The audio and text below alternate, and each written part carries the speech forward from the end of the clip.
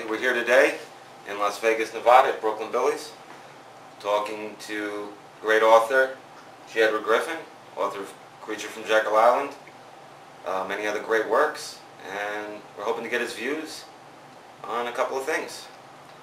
Okay, Mr. Griffen, would it be fair to say, would it be factual to say that what we call our government is privately owned and operated? Would that be fair to say or no? Well, I'll take a minute to think about that, the different ways of defining the privately owned thing. I would not say it's privately owned and operated, but I would say that it is controlled by private parties.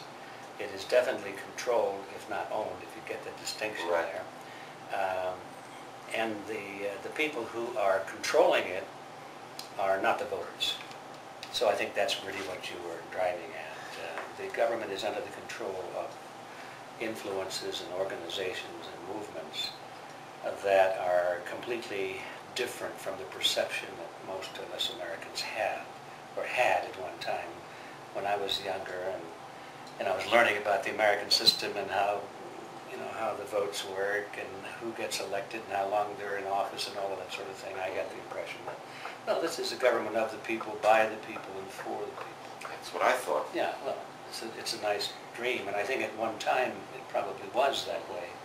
But while we weren't watching, while we were enjoying life and enjoying all the fruits of such a system, there were certain groups and influences working in and quietly, silently, behind the scenes, changing all of that. So now we come to this year, and you ask me that question, and my view is entirely different from what I had been taught. Sure.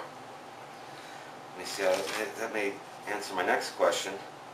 My next question is, would it be fair to say that what we call our government, including the executive, is in effect both a front and a mechanism for a much more powerful cabal of international bankers and elitists who intentionally and by design are and have been coordinating the demise of America from behind the scenes to implement global totalitarianism and centralized government? Is that the cusp of all this? Boy, that's quite a sentence. Yeah, good with long sentences. There's a lot of stuff in there, too. I can reread it. No, I got the idea pretty well.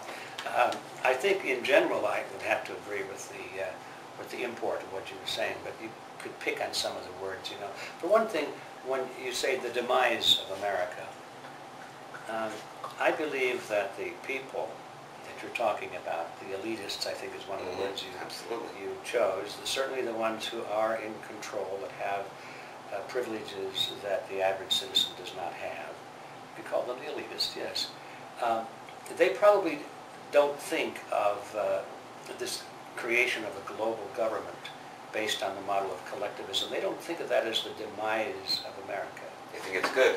They think it's good. They're presenting it as it's good. Yeah, and probably in their own minds, let's give them the benefit of the doubt, they probably think that that is a necessary development of world politics for a future that they envision as being free from war and free from want and conflict. And they probably think of it as not the demise of America, but the improvement of America or the evolution of America.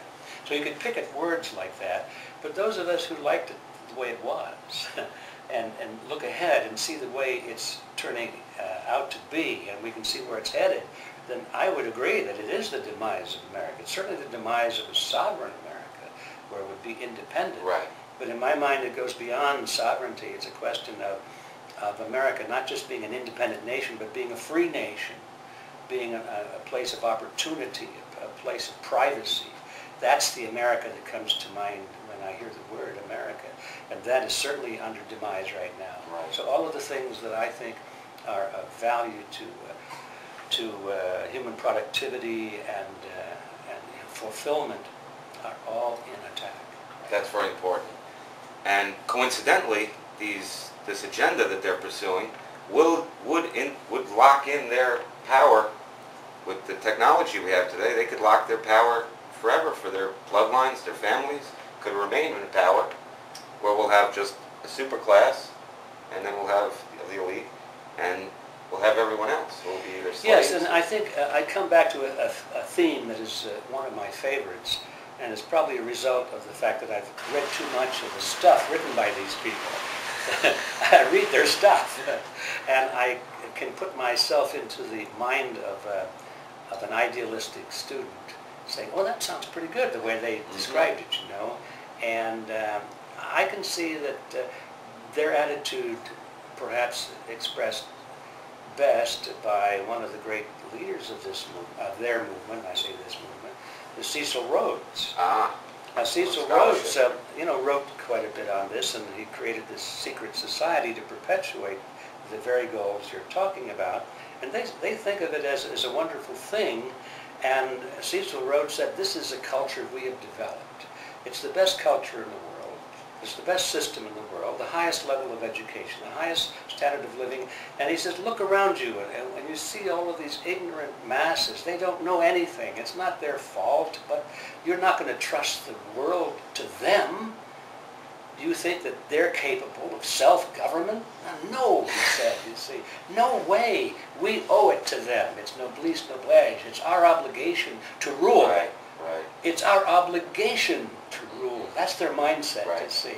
So it's not, they don't think of it as being the rulers. Hence give Bill Clinton a Rhodes Scholarship. A Rhodes Scholar, of course.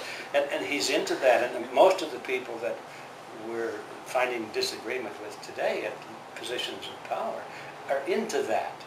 They think it's their obligation to rule, because otherwise the average person wouldn't know what to do with the responsibilities of self-government.